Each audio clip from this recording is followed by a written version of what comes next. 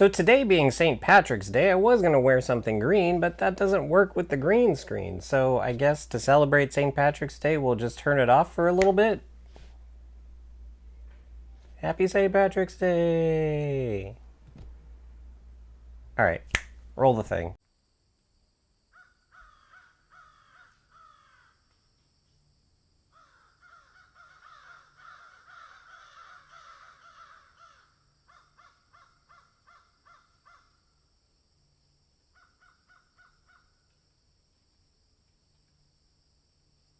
Hey guys, Sean here. So the initial plan was not to continue doing the extra series this week. I did want to split it up over who knows how long and have videos in between. However, the video that I wanted to shoot today, I still need to do a lot of research on, and I just haven't had the time to get around to doing that, so I'm just gonna continue on with the extra series. In case you missed the first video in this series, how dare you? You can watch it by clicking on this card right here. And basically what this series is about is just me recounting some stories from when I did extra work in TV and movies for a year. The initial plan was for it to be one video where I talked about some of the things that I found in my notebook here that I kept while doing the extra work for a year. But as I was going through, it just ended up getting longer and longer and longer. In fact, there is a point in the first video, in which you could have clicked the card to watch, where I say, you know what, I'm going to split this up into multiple videos because this is taking up way too much time. The thing you don't realize is that from the point where I said that to the point right before it where I'm talking about a different show, I had actually been talking about other things for about 10 minutes that I ended up having to cut out of that video because it would have been a 30-minute video by that point, and I still wouldn't have been done. So let's continue on. The last thing I talked about in here was ER when I was a photo double for Ben, which was ridiculous. So it looks like the next thing in here is Las Vegas. Now Las Vegas, interestingly enough, is the other show that I wanted to talk about, in which I have stuff from it. In the previous video, I showed the lanyard for the San Francisco Band Jam that I got from working on Monk, that they were just like, yeah, go ahead and keep that. The things that I have from Las Vegas, I'm pretty sure I just stole from a table. In case you don't know what Las Vegas was, it was a show that took place, surprisingly, in Las Vegas. It starred Josh Duhamel and James Caan and Nikki Cox and some other people who I can't think of right this moment, and it was essentially, they were the staff that ran one of the mega hotels in Las Vegas, in this case the Montecito. Of course, the Montecito being a fictional hotel, but in case you're wondering what it looked like, it looks something kind of like this, because this is a flyer sort of little thing that says, Las Vegas has a whole new look. The Strip has a whole new attitude. Welcome home, Las Vegas. This, of course, is a fake picture. This hotel doesn't actually exist, but this was on one of the tables in one of the scenes that I was in, and I just pocketed it because there were thousands of them.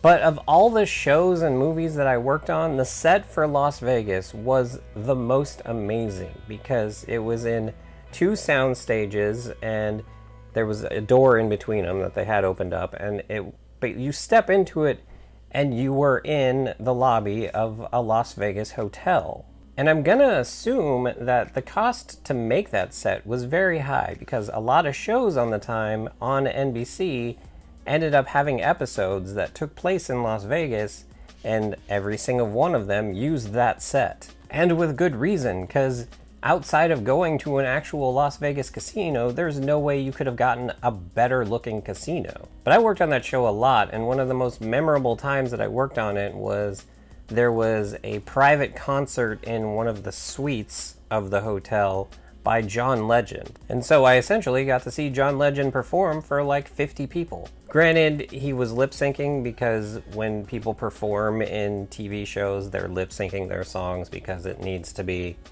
exactly the same every single time, but still, I got to see John Legend lip sync one of his songs. So the last thing about Las Vegas, I didn't just take this thing from the set. I did take, well, I need to turn that off for a second. I did take this napkin. So here you can see this is a Montecito Resort and Casino Las Vegas napkin.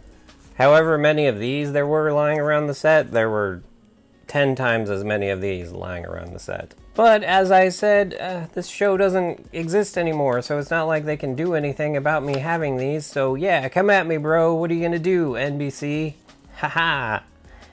None of you are watching this. Anyway. Next up on the list is Big Love. Now, Big Love was a show on Showtime, I believe, that starred the late, great Bill Paxton. And he was a Mormon man who had, well, I think he was a Mormon pastor, actually. And he had multiple wives, and that was kind of the gist of the show. But I can say that of all the big-time actors that I saw and interacted with and all that throughout the entire year of doing this, that Bill Paxton was, if not the nicest person of all of them, then at least like the top 3. The scene that we were doing was we were basically sitting in like a gazebo sort of thing in a park, and there was a little concert on a little stage, you know, going on, and he was talking to, I think, his new prospective wife or something like that, and I was sitting behind them in the scene. I never saw it. I might actually be seen in this, but whatever.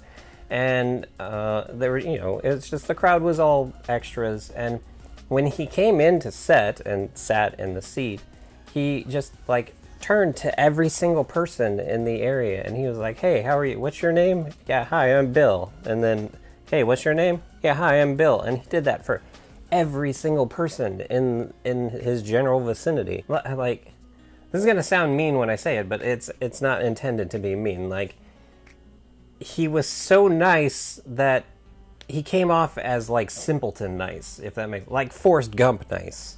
I'm by no means implying that he was a stupid man. I'm just saying that his niceness was that of a simple-minded man.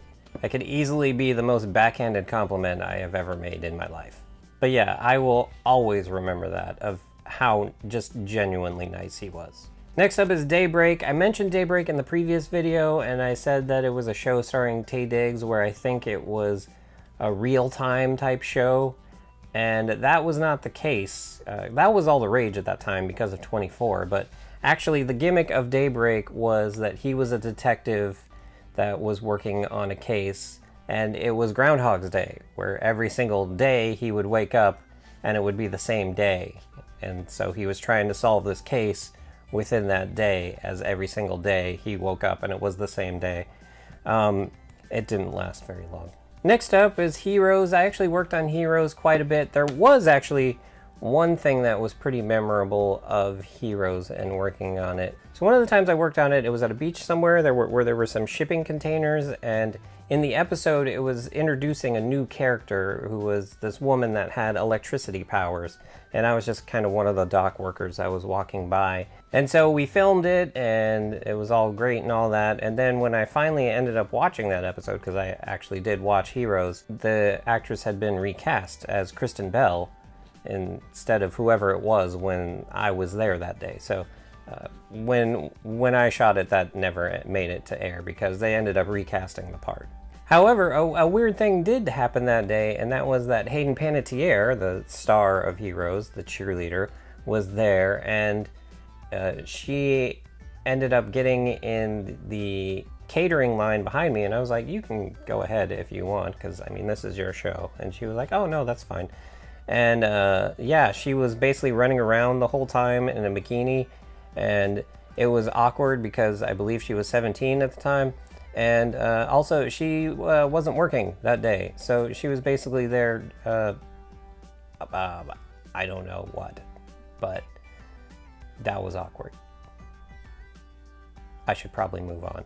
Next up is an interesting one, which is Die Hard 4. So here's the interesting thing about Die Hard 4. I am not in any way, shape, or form in Die Hard 4. My car is. So there's a scene in Die Hard 4 where there's a runaway semi or something like that. There's a semi running down a street that has a whole bunch of cars on it, and one of those cars, I believe, was my car. I never really noticed it in the movie when I saw it. But this is something that big Hollywood productions do sometimes. Rather than going to a company that rents out cars and getting a whole bunch of cars to populate a street, they just hire extras and then pay them a little more, or a little extra, if you will, for using their car. And the benefit of doing that is not only do you have a driver for every single car, in case they need to be moved, you can do it much quicker than having the company that would rent it out and have like maybe 5 people. This way you have a driver for each car. And also, if the movie takes place in LA or anywhere in California, all of them have California license plates, so you don't need to cover up their license plate. Although I do think I did work on one thing where I had to drive my car and they covered the plate with a Washington plate. I can't remember what that was though. But yeah, basically my car worked on Die Hard 4. It was a star until I sold it to get my new car, and then it ended up getting in an accident less than 30 days later, and apparently my name was still on it and it was a big hassle. That's a story for another time. So next up, the CSI New York, and it says cold here. So I think that was when I went to, it says Paramount, to the Paramount backlot, and they have all of the city streets set up there. You know, it could pass for New York or LA, downtown, or, you know, a downtown city. And it was the middle of winter in CSI New York, so they had snow everywhere. And that was interesting to basically be walking around a backlot in Southern California, probably in the middle of summer, wearing winter clothes while it is fake snowing. That was an experience that I'm glad I got to have. It's the magic of Hollywood. They can do absolutely anything. See, we got NCIS here again, Studio 60 again, Las Vegas again. Ooh, I was a bellman in that one.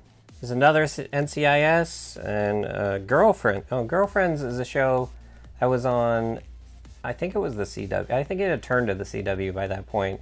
It's a show about a group of black female friends, and it was on for, I found out the other day, it was on for like 9 seasons, and I didn't realize that. I had forgot it existed. And then it's like, not only did it exist, it was on for like 9 seasons. All right, next up, this is a big one, and it has a lot of stories, so it's probably gonna end the video today. And surprisingly, I was only on it for 1 day, but I have a lot of stories about it. And that is, I Now Pronounce You Chuck and Larry. If you don't know what I Now Pronounce You Chuck and Larry is, it is a movie starring Adam Sandler and Kevin James and Steve Buscemi and Dan Aykroyd and Jessica Biel. Basically, it's a movie about 2 firemen that are best friends, Kevin James and Adam Sandler, and Kevin James is married with kids, I believe, but his wife ends up dying, and for whatever reason... Okay, I need to look it up. Alright, let's just read the synopsis here. Chuck Levine, Adam Sandler, and Larry Valentine, Kevin James... It's kind of ironic that his name is Larry Valentine because Kevin James' actual last name is Valentine, are firefighters and true blue buddies. When Larry, a widower, that's Kevin James, learns he cannot name his children as beneficiaries on his life insurance policy, he needs a big favor from Chuck. Sign on as Larry's domestic partner. The pals unexpectedly become front page news and must carry the masquerade to extremes when an overzealous bureaucrat becomes suspicious of their true relationship. Okay, so it's a dumb movie, obviously. Why a firefighter would not be able to name his children as the beneficiaries on his life insurance policy, that makes no sense as far as a premise. But yeah, so Dan Aykroyd plays their captain, and Steve Buscemi plays the bureaucrat, and Ving Rhames plays another firefighter in their house who actually is gay, and Rob Schneider plays an Asian minister because of course he does. Okay, so here's some stories about this day, which was easily one of the best days I ever had working as an extra. So in the movie, there's a scene where there's a court hearing, and it's, you know, in this giant courthouse, and there's a ring of people up top. I was one of the ring of people up top. So essentially, they all have to get on the stand and get cross-examined by Steve Buscemi and all that sort of stuff, and that's the whole point of the scene that was shot that day. So first off, there was a lot of rumblings around the set of, oh, Dan Aykroyd's gonna be here today, Dan Aykroyd's gonna be, and you know, that's a big deal. He's a Ghostbuster. He's an original cast member of Saturday Night Live. He's kind of a big deal. Regardless of how insane you think he is because of his Crystal Skull vodka, which is insane, he's still an icon. So in the scene, there's a part where Kevin James and Adam Sandler are up at the front of the courtroom and they're talking to the judge and all that. And then I can't remember exactly what happens, but at that point, Dan Aykroyd's character is supposed to walk in and interrupt everything. And they ran through this scene a whole bunch of times, and they had Dan Aykroyd's stand-in doing it because he wasn't there yet. And I think they filmed them from the back doing it, so they didn't actually need Dan Aykroyd for that. And then just all the, you know, it was going on for like a few hours where the stand-in was there instead of Dan Aykroyd. But eventually, and unbeknownst to Kevin James and Adam Sandler, he did eventually show up, and when he did, he took the place, obviously, of his stand-in, and when they ran the scene again, and he interrupted the courtroom, and they turned around and they saw it was him, they were like, oh, hey, Dan!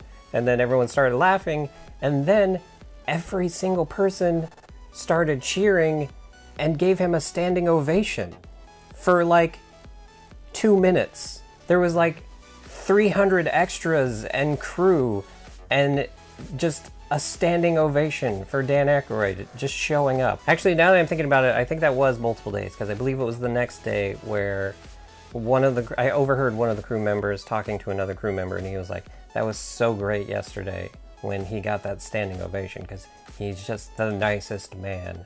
And he totally deserved that. I'm gonna see if I can find the footage of that because I know it was on the DVD somewhere. So if I did, here? If not, you're not seeing this.